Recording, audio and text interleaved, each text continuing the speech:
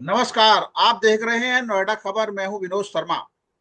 नोएडा शहर के अनसुने किस्से की इस सीरीज में हम नोएडा के ऐसे लोगों से आपको मुलाकात करा रहे हैं जिन लोगों ने नोएडा को बनते देखा, नोएडा में ऐतिहासिक चीजों के निर्माण में उनकी भूमिका रही। जी हाँ, आप नोएडा के सेक्टर 19 स्थित सनातन धर्म मंदिर के बारे में तो जानते होंगे। नोएडा शहर का सबसे बड़ा सनातन धर्म मंदिर है। लेकिन उस मंदिर की नींव कैसे पड़ी थी, किस तरीके से उसकी शुरुआत हुई थी, कैसे नोएडा में रामलीला का चलन शुरू हुआ था, पहली रामलीला कहाँ हुई थी, इस संबंध में हमारे साथ चर्चा के लिए मौजूद हैं श्री प्रेम बख्शी जी, जो नोएडा के जानी मानी हस्ती हैं और उस दौरान वो सामाजिक रूप से और धार्मिक रूप से काफी सक्रिय थे। मैं आज का समय देने पर प्रेम बख्शी जी का स्वागत करता हूं। नमस्कार सर। नमस्कार जी। प्रेम जी, एक तो ये बताइए कि आप पहली बार जब नोएडा में आए तो पहले, उससे पहले कहाँ रहते थे और नोएडा में क्यों आए, क्या वजह थी, जो थोड़ा सा हमारे श्रोताओं को बताइए। एक्चुअली हम लोग यहाँ शिफ्ट किए 1983 के नवंबर में। जी। उससे पहले हम लोग दिल्ली में रहते थे।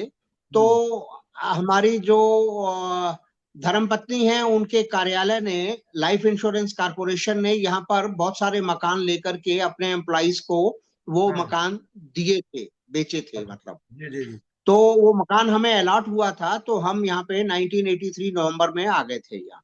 हम्म। अच्छा। तो उस समय जब आप रहे आए थे यहाँ पे, आपने क्या देखा, कैसे मतलब आना जाना, बसों का क्या सिस्टम था, और जिस सेक्टर में आप आए थे उस समय वहां की स्थिति क्या थी।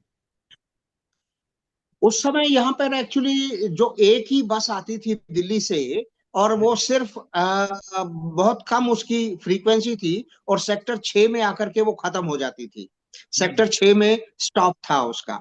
तो जी। हम लोग उस बस से वहां से मतलब ऑफिस से आया जाया करते थे। लेकिन आने के बाद में यहाँ पे कार्यालय के लोग क्योंकि काफी संख्या में थे, तो हम हम्म। लोगों ने यहाँ पर चार्टर्ड बसेस का प्रचलन शुरू किया उस समय।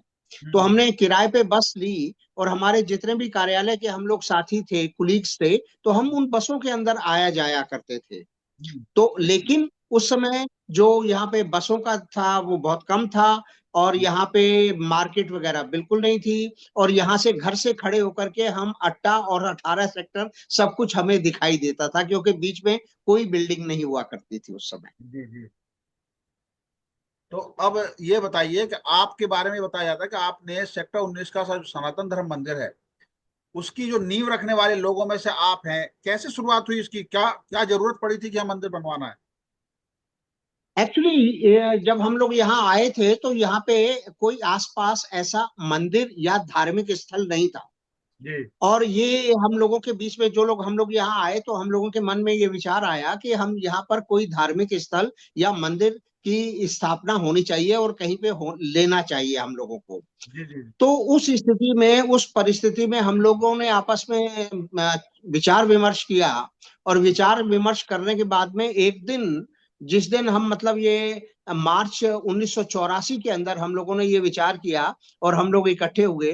तो लेकिन कुछ लोग आ नहीं पाए उस बैठक के अंदर। तो हम लोगों ने ये कहा कि कोई बात नहीं, नहीं आ पाए तो कोई बात नहीं, लेकिन हम आज ही शुरू करते हैं। तो वो हम लोगों ने ये विचार किया। हम दो लोग थे उस समय, प्रभाकर जी, कृष्ण कुमार प्रभाकर और मैं।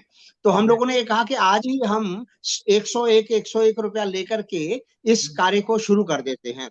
तो जी। हम लोग जो है 11 लोगों के पास गए। लेकिन हाँ। ये बड़ी हर्ष की बात है कि 11 के 11 लोगों ने उन उन दिनों में 1984 मार्च के अंदर 101 रुपया जो है उन्होंने इस कार्य के लिए, इस पुण्य कार्य के लिए उन्होंने दिया। और जी। वहां से इसकी शुरुआत हुई। हम्म। उसके बाद में 21 अप्रैल सन 1984 को पहली बैठक जो है वो हमारे घर पे 149 सेक्टर 19 में ये आहूत की गई। और हम्म। यहाँ पर लोग आए, और हम्म। यहाँ पर हमारे उस इस समिति का, सनातन धर्म सेवा समिति का गठन किया गया। हम्म। और उसका जो है उसके अंदर एक कार्य समिति बनाई गई कि ये कार्य समिति है, इसमें करेगी, और इसके बाई लॉज वगैरह बनाएगी, और इसको आगे इसको करेगी। तो हम लोग जो थे उस समय लगभग 8 लोग थे, जो इस समिति के अंदर जो है हम लोगों ने मतलब इसको शुरू किया। और शुरू हम्म। करके फिर हम लोगों ने इसको वो दैट वाज द 21 अप्रैल 1984।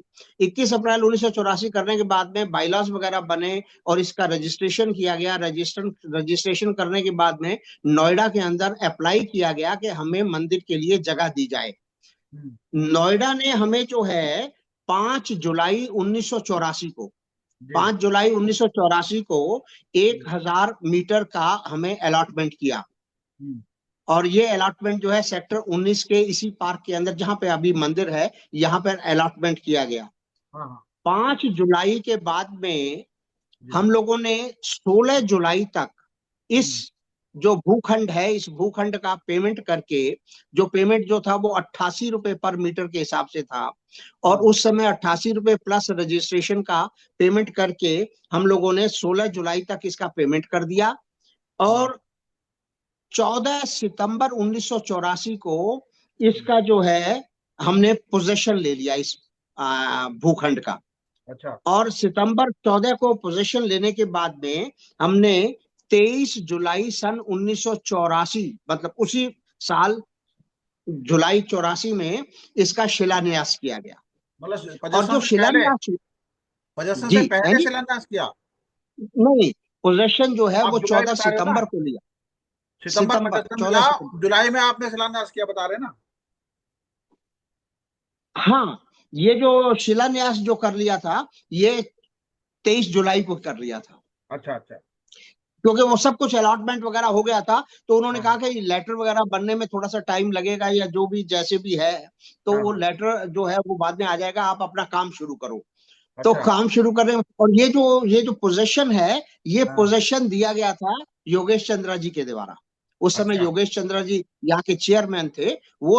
इसका अलॉटमेंट का साइट को सेटल करने के लिए वो हाँ। स्वयं, और उस समय भटनागर जी हुआ करते थे चीफ टाउन प्लानर वगैरह, और एक लेडी हुआ करती थी, तो वो उन्होंने आकर के यहीं पे साइट पे इसको फाइनल किया था कि ये ऐसे, मतलब यहाँ पर जगह मतलब दी जाती है। तो हम्म, 23 जुलाई 1984 को हाँ शिलान्यास किया गया। इस शिलान्यास में जो थे सरकार की तरफ से, उत्तर प्रदेश सरकार की तरफ से उस समय ब्रह्मदत्त जो थे वो इसके फिर वित्त मंत्री थे, तो वो भी अचानक, मैं ये अक्सर संयोग है कि उनका भी आना उस शिलान्यास में हो गया।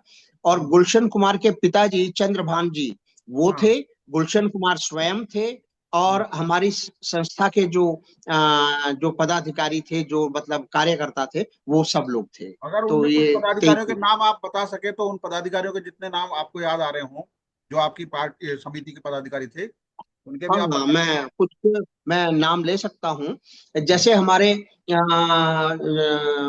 अध्यक्ष थे, वो जे राम मूर्ति थे। जे राम मूर्ति जो है सुप्रीम कोर्ट के एडवोकेट थे, तो हम्म, वो हमारे थे। और आरपी गोयल थे, ये उपाध्यक्ष थे। जी। प्रभाकर जी जो थे, वो कोषाध्यक्ष थे इसके। और हम्म, मैं जो था इसका महासचिव था इस संस्था का। जी। और उसके बाद जो है एक एक खन्ना थे, हम्म, एक एक खन्ना इसमें थे, अरुण त्यागी थे, हम्म, अ, दत्ता जी थे, हम्म, अंग्रेश जी थे, हम्म, त्यागी जी थे। और हम्म, इस तरीके से करके करीबन ये 11-12 तो पदाधिकारी थे। बाकी जो यहाँ के लोग थे, जैसे सत्संगी जी थे यहाँ पे सी ब्लॉक में, तो ऐसे काफी लोग इकट्ठे हो गए थे। Hmm, that was a big function, बहुत बड़ा फंक्शन था उस समय ये जो जी। था। और वो शिलान्यास करके और वहाँ कार्य शुरू कर दिया गया था। हम्म। तो शुरुआत में जब शिलान्यास हुआ था, जो मंदिर निर्माण हुआ था, उसमें किस किस चीज जी, की मतलब प्रतिमाएं स्थापित की गई थी? क्योंकि पहली बार जब सोचा तो आदमी ने डिजाइन किया होगा, किसी ना किसी ने डिजाइन, कितनी हाइट थी इसकी शुरुआत के दौर में, कुछ इस तरह का डिजाइन के रूप में। एक्चुअली ये था कि ये जो मंदिर का स्वरूप था, प्रारूप था, ये जी। था सनातन धर्म मंदिर। हाँ हाँ। तो सनातन धर्म मंदिर के अंदर हमारे जितने भी मुख्य मुख्य जो देव हैं, उनके देवालय बनाने का विचार किया गया था। हाँ। और इसमें जो है अ, अभी जो एट प्रेजेंट जैसे चल रहा है, तो हम्म, लगभग 3 2 4 2 7 मुख्य गर्भगृह इसके अंदर जो है डिजाइन किए गए थे, क्योंकि 1,000 मीटर था, ये प्लाट था 1,000 वर्ग मीटर का। तो उसमें ये था कि भाई पूरे के अंदर जो है देवालय होने चाहिए, मतलब। तो हाँ। उसमें जो है जो प्रतिमाएं हैं वो जयपुर से बनी थी। जयपुर के अंदर एक मूर्तिकार थे, उनको उनको कहा गया था, तो उन्होंने आदम कद जो है ये मूर्तियां जो हैं वो वहां पे उन्होंने इसका नक्काशी का काम किया था जयपुर के अंदर। तो जयपुर में बनी थी, जैसे राम दरबार है, जैसे माँ दुर्गा हैं, जैसे शिव परिवार है, शंकर भगवान पार्वती और गणेश जी हैं, जैसे विष्णु भगवान और लक्ष्मी जी हैं, जैसे हनुमान जी महाराज हैं, जैसे श्री राधा कृष्ण भगवान हैं, शीतला माता हैं। तो इस तरीके से ये अंदर के मुख्य गर्भगृह जो है वो तय हुए थे उस समय, और इनकी मूर्तियां जो हैं वो जयपुर से बन करके आई थी उस समय। और इसकी जो कितनी हाइट होगी और कितना क्या क्या स्वरूप होगा, ये एक चीफ इंजीनियर उस समय अपॉइंट किए गए थे इस काम के लिए, जो कि रिटायर्ड चीफ इंजीनियर थे, शुक्ला जी करके। उन्होंने ये सारा डिजाइन किया, और डिजाइन करके, और एक चौहान चौहान जी होते थे, चौहान जी जो थे इसके एग्जीक्यूटिव इंजीनियर थे, तो उन्होंने सारा व्यवस्था करके कैसे करना है, किस तरीके से करना है, वो सारी व्यवस्था जो है उन लोगों ने मतलब की। और ये सारा कार्य इस तरीके से आरंभ हुआ। तो ये कितने दिन में बनकर तैयार हुआ, क्योंकि शुरुआत पहला चरण था, उसके बाद में विस्तार हुआ होगा, बाउंड्री वगैरह हुई होगी, तो कितने दिन में बनकर तैयार नहीं, होगी, ये जो उद्घाटन इसका मंदिर कब हुआ? जो हाँ, जो शिवालय है, जो देवालय है, जो मंदिर है, हाँ जी। मंदिर का मुख्य प्रांगण जो है वो 5 साल लगे इसको लगभग। और ये 18 जनवरी 1989, 1989 को ये बन करके तैयार हुआ। और वो 18 जनवरी 1989 को मूर्ति प्राण प्रतिष्ठा का यहाँ समारोह हुआ। वो समारोह जो हुआ, उस समारोह में हमने जो ये मूर्ति प्राण प्रतिष्ठा करने के लिए जो आचार्य बुलाए थे, वो जी। आचार्य जो हैं वो बनारस से आए थे। और अच्छा। बनारस के बहुत बड़े आचार्य थे वो। तो हम्म। उनका उनकी पूरी टीम आई थी। उन्होंने आकर के लगभग 1 हफ्ते तक जो ये कार्यक्रम होते हैं प्राण प्रतिष्ठा के, वो उन्होंने उसका संचालन किया, और उन्होंने ये प्राण प्रतिष्ठा का किया, उसका व्यवस्था की। हम्म। तो जो आपने देखा, जो स्वरूप आपने सोचा था, मंदिर का स्वरूप तो वही बना, और आज भी हम नोएडा का सबसे महत्वपूर्ण मंदिरों में उसको शामिल जब देखते हैं, तो आपको कैसा लगता है? एक्चुअली जो जो हम लोगों ने हमारे मन और मस्तिष्क में इसका ये वाला स्वरूप था ही नहीं, हम्म। क्योंकि हम लोगों के पास जो व्यवस्थाएं थी, और जो हम लोगों के पास जो जो व्यवस्था थी, वो व्यवस्था इस स्वरूप से नहीं थी। हम लोगों ने बहुत लोगों को घर मतलब जा जा करके ये किया, बड़े बड़े लोगों को, उनको जाकर के कहा कि ये मंदिर है, इसमें कुछ सहयोग करें। यहाँ नहीं, दिल्ली में भी, दिल्ली से भी, और इधर मोहन नगर, गाजियाबाद, ये सब जगह हम लोग गए। इवन जो मोदी जी हैं, ये मोदी नगर वाले, उनसे भी जाकर के मिले। तो ये हम लोगों के मन में नहीं था, ये ईश्वर ने बनाया। और कैसे बनाया, कैसे बना, किस तरीके से हुआ, ये ईश्वर ही जानता है। हम लोग तो सिर्फ एक गिलहरी की तरह उसमें काम करते रहे, भाई थोड़ा सा इधर जाओ, थोड़ा सा उधर जाओ, खड़े हो जाओ, बैठो, ये काम करो, वो काम करो। तो ये जो कार्य है, ये दानवीर जो है वो अपने आप निकल के आ गए, और उन्होंने बस ये हाथ पकड़ लिया मंदिर का, और वो सारा काम जो है होता चला गया। किस तरीके से होता चला गया वो हमें भी नहीं मालूम। अच्छा, ये जो बताते हैं गुलशन कुमार जी का ये सहयोग जो रहा, कैसे वो आपके संपर्क में कैसे आए, या वो खुद आए इधर चल के, कैसे कैसे हुआ ये? नहीं, वो ऐसा हुआ था कि जैसे हमें ये 16 जैसे 5 जुलाई को हमें लेटर दिया उन्होंने, नोएडा अथॉरिटी ने, और उन्होंने ये कह दिया कि भाई 4 अगस्त तक इसकी पेमेंट करनी है। हाँ।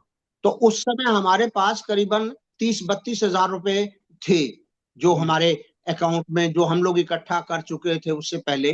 तो हाँ। 30-32 हजार रुपए थे। हमारे पास पैसा वैसा नहीं था, तो हमें जैसे हम सब लोगों से संपर्क कर रहे थे, तो उसी श्रृंखला में हमें ये किसी ने कहा कि ये भी बहुत अच्छे दानवीर हैं, आप इनसे मिलके देखो। तो हम लोग जो है, हम लोग 4 5 6 लोग अपने पासबुक लेकर के चले गए, और अपना जो हमारे पास जमा था पैसे वो लेकर के चले गए, उनके घर गए, ग्रेटर कैलाश। ग्रेटर कैलाश गए, जाकर के वहां उनसे मुलाकात करने की कोशिश की, तो उन्होंने बुला लिया। उन्होंने कहा कि भाई ऐसे ये आए हुए हैं वहां से, नोएडा से। तो उस समय उनकी माता जी का कुछ दिन पहले देहांत हुआ था, अच्छा। गुलशन कुमार की। तो हाँ। उन्होंने, वो आ नहीं रहे थे यहाँ पे, अपने कार्यस्थल पे नहीं आ रहे थे, तो उन्होंने, फिर हम गए तो उन्होंने बुला लिया, अंदर अंदर बुलाया। तो बैठे, हमने कहा जी ये ऐसे है, ये देखो हमारे पास लेटर है, और 4 तारीख तक हमने पैसे जमा करने हैं, और हमारे पास जो है ये इतने पैसे हमारे पास पड़े हुए हैं, बाकी कुछ है नहीं हमारे पास। अगर आप कुछ इसमें सहयोग करते हैं तो ये एक चीज हो जाएगी। तो उन्होंने वो देखा, उन्होंने कहा अच्छा ऐसा है। बहुत कम समय में उन्होंने कहा कि आप मेरी फैक्ट्री में जाओ, और वहां जाकर के इस नाम के आदमी से मिलो, और उनको बोलो कि ये बाकी का पैसे दें, और वो ताकि वो जमा करा सकें नोएडा अथॉरिटी को। तो यहाँ आए, यहाँ आकर के उनको बताया, उनका फोन आ गया था, तो हम गए, जाकर के पैसे लिए, जाकर के नोएडा अथॉरिटी में जमा किए। तो जमा करने के बाद में उन्होंने कहा रजिस्ट्री कराओ। अब रजिस्ट्री कराने के लिए फिर हम उनके पास पहुंच गए, हमने कहा जी वो पैसे जमा हो गए, जमा की रसीद है। अब वो रजिस्ट्री के लिए कह रहे हैं, तो कहते हैं आप उनको बोलो रजिस्ट्री करा देंगे। तो हम गए, तो उन्होंने वो रजिस्ट्री के पैसे भी जमा कराए, हम लोगों ने साइन वाइन किए, उसके साइन करके, और वो रजिस्ट्री करा दी। रजिस्ट्री करा करके, और उन्होंने, ये हम बैठ करके हमने ये 23 जो तारीख निकाली, तो वो उन्होंने कहा ठीक है मैं आ जाऊंगा, मेरे पिताजी आ जाएंगे, बैठेंगे और करेंगे, हो जाएगा शिलान्यास। तो बस आए वो, उस दिन वो शिलान्यास हो गया। बस उसके बाद काम शुरू हो गया, और उन्होंने ही ये जो मुख्य धनराशि जो है वो उनकी तरफ से, मतलब समझिए कि मेन वो ही थे, बाकी सहयोगी थे। तो इस तरीके से ही चलता गया, और ये लगभग लगभग जो 1989 तक जो इसका लागत थी, ये लगभग 1.25 करोड़ रुपए थी उस समय। अच्छा। तो हाँ, और ये चीजें जो हैं ये होती चली गई, और बस हो गया सब काम। हम्म। तो इस तरीके से। बिल्कुल, नहीं आपने बहुत अच्छी बात कही। एक प्रसंग और है जो इसमें, नोएडा में रामलीलाएं नहीं होती थी, दशहरा जी नहीं मनता था यहाँ पे, और दशहरा जी के लिए लोग दिल्ली जाते थे। तो शायद पहली जी बार दशहरा का आयोजन आप लोगों ने और जोशी जी थे सब मिलके किया था। जी वो जी कैसे जी कैसे जी जी। उसका प्लान बना था? सीधा करो इसको। हाँ, वो ऐसे हुआ हाँ कि हाँ हाँ हाँ हाँ। आ, हम लोग यहाँ जैसे ये वो छोटे छोटे आयोजन सारे करते थे, जैसे जी। जन्माष्टमी है, या कोई और है, या निर्जला एकादशी है, या छोटी। तो ये जोशी जी और एक उनकी टीम, बड़ी अच्छी, बहुत एक्टिव टीम थी। और जोशी जी ने, वो आए हमारे पास, तो उन्होंने कहा भाई हम सब लोग मिलके करते हैं। मैंने कहा जी ये मिलके, हम लोगों का मिलके ही करने का ये है। तो जोशी जी की टीम और मंदिर की टीम, दोनों टीम मिल गई, और मिलने के बाद में पहला जो दशहरा दशहरा मतलब जिसके अंदर पुतले जलाए जाने वाला काम जो था, वो फर्स्ट पहली बार इस वाले एरिया के अंदर, मतलब नोएडा क्षेत्र के अंदर, दादरी तक ये कोई ऐसा दहन का कार्यक्रम नहीं होता था, रावण दहन का। तो हाँ पहला जो था वो हमने वहां से दिल्ली से जाकर के ये पुतले खरीद करके लाए थे, और ला हाँ। करके उन पुतलों को स्वयं यहाँ खड़ा किया, जहां पर इस समय 18 सेक्टर है। जी। 18 सेक्टर के अंदर जो है ये मैदान हुआ करता था।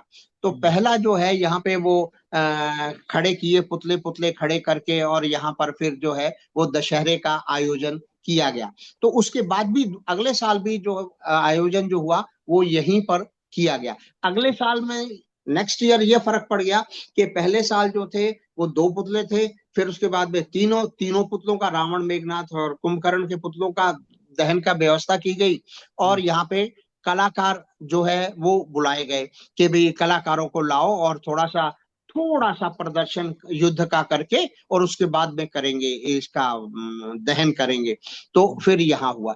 उसके बाद जो है ये दशहरे का कार्यक्रम जो है, हमें नोएडा अथॉरिटी ने वो जगह रामलीला ग्राउंड जो है वो अलॉट कर दी कि ये कार्यक्रम के लिए, क्योंकि यहाँ पर व्यवस्था जो है वो प्रशासन को दिक्कत होती है और उसमें भी उनको भी, क्योंकि भीड़ बहुत होती थी, तो उन्होंने रामलीला ग्राउंड जो कर दिया। और वहां पे फिर अगले साल से जो वहां पे कई सालों तक ये चलता रहा। और इसमें नोएडा का बहुत ही बड़ा सहयोग था इस आयोजन को करने में।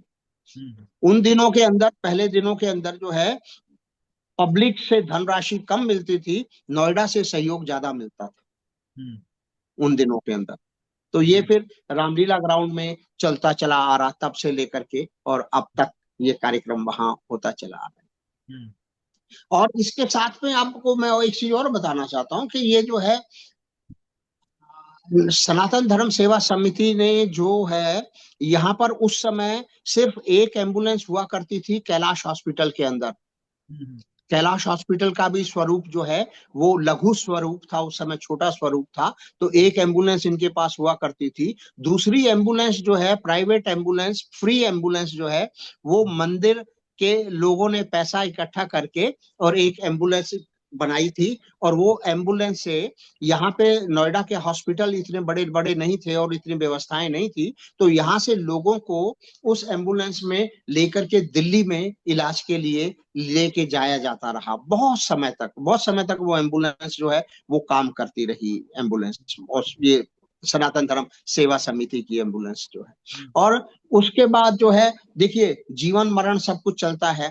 तो 1986 के अंदर जो है हम लोगों ने नोएडा अथॉरिटी से बात करके, और ये जो है अंतिम निवास की जो जगह है, ये अंतिम निवास की जगह जो है ये अलॉट कराई थी। और इसके ये जो है 8.25 एकड़, 8.25 एकड़ की लैंड जो है वो उस समय सनातन धर्म सेवा समिति को प्रबंधन और संचालन के लिए मतलब प्रदान की गई थी। और कई सालों तक ये वहां की व्यवस्था जो है, ये समिति जो है ये देखती रही वहां के कार्य को। हम्म। और वहां पे उस समय पुश्ते से होकर के जाया करते थे, तब से ये जो व्यवस्था है इनके पास रही। उसके बाद में फिर हरि भाई लालवानी आए, उनके बाद में फिर ये नोएडा लोकमंच भी आए। तो अब नोएडा लोकमंच इसकी व्यवस्था कर रहे हैं। हम्म। अच्छा, पिछले जब आप 83 में आए, अब 42 साल हो गए हैं नोएडा को आपके सामने, क्योंकि अब जी 2025 चल रहा है, 2026 में 50 साल पूरे नोएडा को हो जाएंगे।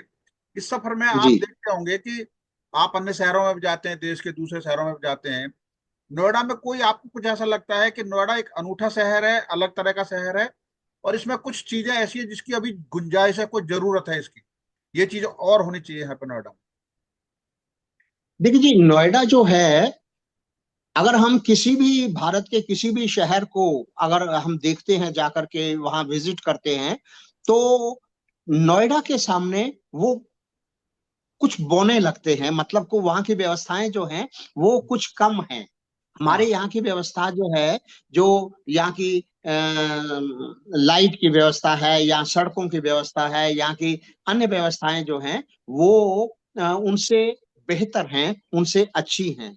हम्म। और अच्छी होने का ये मतलब नहीं है कि वो सब तरह से अच्छी हो गई और उसके अंदर अभी किसी चीज की आवश्यकता नहीं। आवश्यकताएं हैं यहाँ पर, अभी बहुत सारी ऐसी चीजें हैं, ऐसा ऐसे क्षेत्र हैं जिनके अंदर के यहाँ पे व्यवस्था और अच्छा होने की जो गुंजाइश है वो है। लेकिन फिर भी ये अन्य शहरों से बहुत अच्छा है, अन्य हम्म। शहरों से ये बहुत अच्छा। हम्म। नहीं, मेरा मतलब है कि आपकी नजर में कोई ऐसा सुझाव जिसमें आप चाहते हैं कि ऐसी चीज और होनी चाहिए नोएडा शहर में जो अन्य शहरों में भी है। जैसे उदाहरण के रूप में मैं बताऊं कि यहाँ पर धर्मशालाएं कम हैं, यहाँ पे जो इस तरह के जो वैसे स्कूल हैं, वैसे अस्पताल हैं चैरिटेबल वाले, वो कम हैं, जिससे कि लोगों को महंगी शिक्षा और चिकित्सा का सामना करना पड़ता है। इस तरह की चीजें अन्य शहरों में ज्यादा है, मैंने ये देखा, महसूस किया है। जी। देखिए आपकी बात बिल्कुल ठीक है। यहाँ पर जो है, यहाँ पे क्योंकि ये it is a very big hub, और हाँ। यहाँ पर जो है ये सबसे बड़ी चीज जो ये सामने उभर के आती है वो ये आती है कि यहाँ पर लोग जो हैं सक्षम हैं, लोग जो हैं वो पैसे वाले हैं। तो ये वाली देखने को आती हैं। तो धर्मशालाएं जो हैं, यद्यपि धर्मशालाएं चलती मतलब हैं, लेकिन जो धर्मशालाएं हैं भी वो धर्मशालाएं जो हैं वो उनके अंदर जो है जो स्वरूप है, वो स्वरूप जो है वो धर्मशाला वाला स्वरूप नहीं है। वहां पर भी आज अगर हम कम रुकने के लिए जाते हैं, मान लो किसी धर्मशाला में, तो उस धर्मशाला का भी किराया उतना होता है जितना कि एक लो कैटेगरी का आदमी जो है वो नहीं दे पाता। हम्म। आज किसी धर्मशाला के अंदर मैं अगर कोई शादी या कोई व्यवस्था करने या कोई फंक्शन करने के लिए जाता हूं, तो उस धर्मशाला का जो किराया है, जो वहां पे व्यवस्था करने के लिए जो शुल्क लिया जाता है, वो शुल्क इतना होता है कि एक अच्छे खासे नौकरी पेशे वाले को जो है वो शुल्क देने में दिक्कत होती है। हम्म। और नोएडा अथॉरिटी ने जो सबसे बड़ी चीज ये देखिए, मैं आपको एक आपको ठीक लगेगा कि नोएडा ने जो यहाँ पर अपनी आरडब्ल्यूएस दी हैं, आरडब्ल्यू दे करके आरडब्ल्यू वालों को उनके किराए जो हैं मन मुताबिक उनके किराए तय करने के लिए जो छूट दी है, वो एक बहुत बड़ी दिक्कत वाली बात है। उसके अंदर जो है, उसके अंदर कम पैसे में जो वहां के रहने जो वाशिंदे हैं, जो वहां के लोग रह रहे हैं, उनको कम पैसे में नहीं मिलता। वो एक बहुत महंगा है, वो महंगा स्वरूप है। तो इसके ऊपर एक लगाम होनी चाहिए कि जो हमारे वहां के जो रेजिडेंट्स हैं, रेजिडेंट्स का लिए जाने वाला शुल्क जो है वो बहुत कम होना चाहिए। वो शुल्क जो है कम वहां मतलब उनसे लिया जाना चाहिए। और दूसरा ये कि ये जो व्यवस्थाएं हैं, जो सांस्कृतिक कार्यक्रम हैं, जो हमारे अन्य कार्यक्रम होते हैं जो कि बिना पैसे लेकर के लोग करते हैं, जैसे मान लीजिए अगर कोई योगशाला चलाना चाहता है या कोई व्यायाम शाला चलाना चाहता है और वो बिना पैसे के लेता है, बिना फीस के वो चलाना चाहता है, तो नोएडा अथॉरिटी को इन जो कम्युनिटी सेंटर्स हैं इनके अंदर व्यवस्था करनी चाहिए। विदेशों के अंदर बहुत बड़ी व्यवस्था है, वहां पर वो चार्ज नहीं करते, वो फीस चार्ज नहीं करते, वो पैसे नहीं लेते, वो इन कामों के लिए ये फ्री जगह प्रोवाइड करते हैं। जबकि हमारे यहाँ इन कार्यों के लिए भी हमें जाकर के अगर हम बात करते हैं तो ये उनकी मर्जी के ऊपर, उनकी दयालुता के ऊपर हमें निर्भर करना पड़ता है। जो वहां के पदाधिकारी हैं वो दें चाहे नहीं दें, पहले उनका रुझान जो होता है वो ब्याह शादी के लिए बुकिंग पे होता है, उसके बाद में ये जो है ये सांस्कृतिक और सामाजिक कार्यक्रमों के लिए होता है। नहीं, बिल्कुल सही तो बात है। ये एक आपका एक स्वरूप और है जो हास्य का है, और वो हास्य की विधा को आपने ठहाका, इस तरह की जो विधा विकसित हुई है जिससे लोगों की टेंशन दूर होती है, उस क्षेत्र में आप कैसे गए? क्योंकि आप तो एक अलग तरीके से थे, और एक नई विधा आपने जो अपनाई, आपने, मैंने देखा आप मुंबई में भी इस तरह का प्रदर्शन कर रहे थे। ये जो विधा है उसका क्या फायदा है, और कहाँ से आपने इसको, किससे, कौन कौन लोग थे जिससे प्रेरित हुए आप इससे? ये एक्चुअली मैंने मैंने दोनों क्षेत्रों के अंदर जो है कार्य करके और इसके अंदर किया है, एक योग के अंदर और दूसरा हास्य योग के अंदर। जी। हास्य योग का जो है आज से करीबन 10-15 साल पहले एक डॉक्टर कटारिया हुए हैं, जो कि बॉम्बे से हैं, डॉक्टर कटारिया। उन्होंने जी। ये विधा शुरू की थी हास्य योग की। और हम्म। हास्य योग का जो सबसे बड़ी चीज जो है वो ये होता है कि जब हम किसी भी तरीके से हंसते हैं, हंसना जो है चाहे वो असली है चाहे वो नकली है, अगर हम हंसते हैं तो हमारे शरीर के अंदर एंटी स्ट्रेस जो हार्मोन्स हैं वो रिलीज होते हैं।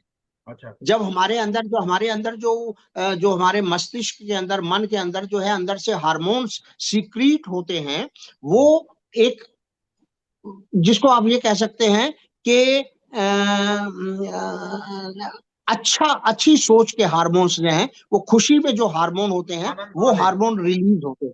हाँ, हम्म। तो उससे हमारा जो स्ट्रेस है, स्ट्रेस को हम खत्म नहीं कर सकते, बट हम्म। स्ट्रेस को मैनेज करने के लिए हास्य हम्म। योग जो है वो उत्तम है। और ये खाली इसके लिए नहीं, ये बीमारियों, क्योंकि अधिकतर 95% जो डिजीजेस हैं, जो बीमारी हैं, वो because of the stress generated होती हैं, हम्म। वो तनाव से उपजी हुई बीमारियां हैं। 5% बीमारियां हैं जो कि एज रिलेटेड होती हैं या एक्सीडेंटल होती हैं।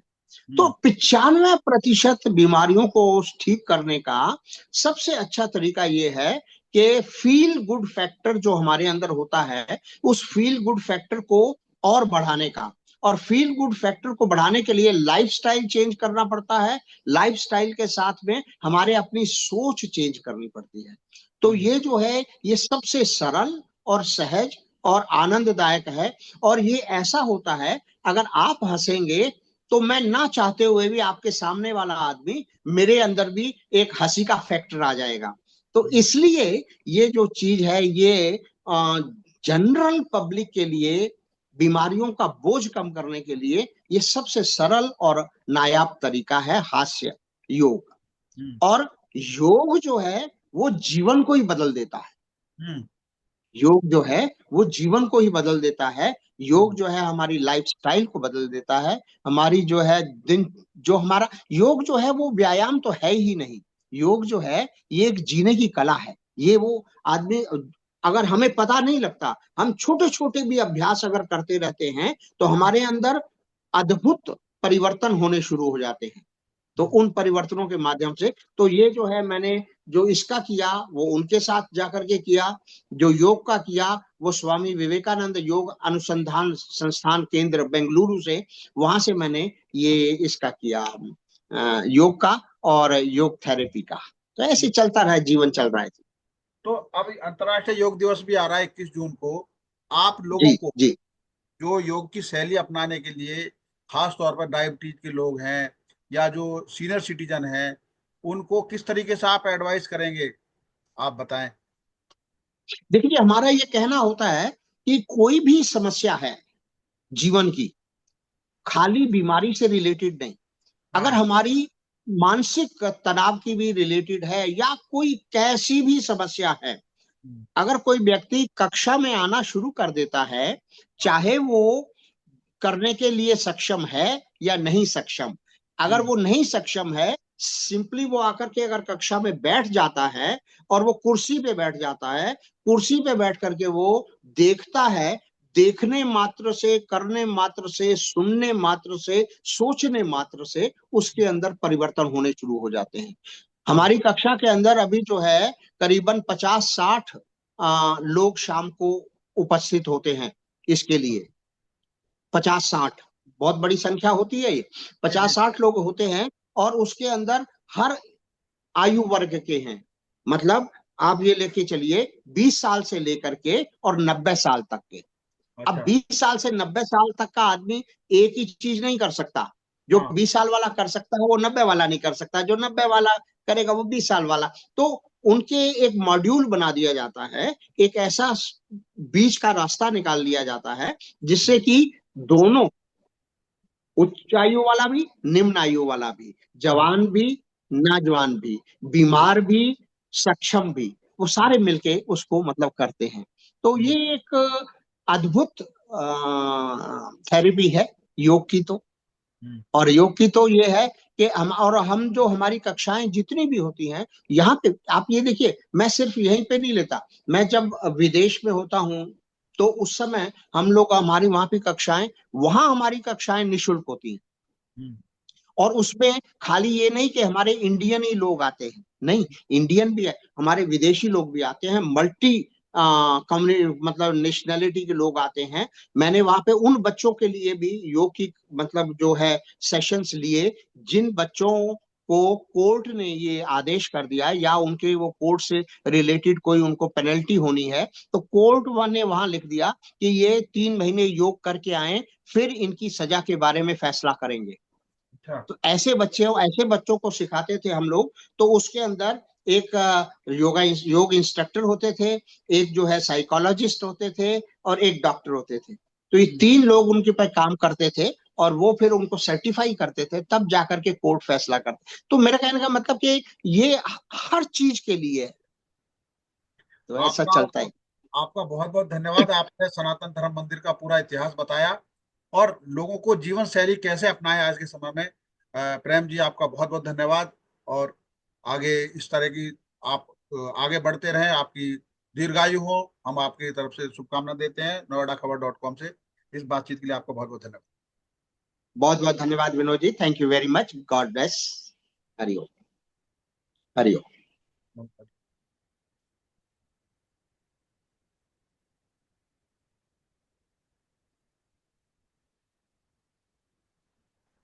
बस बंद होता है।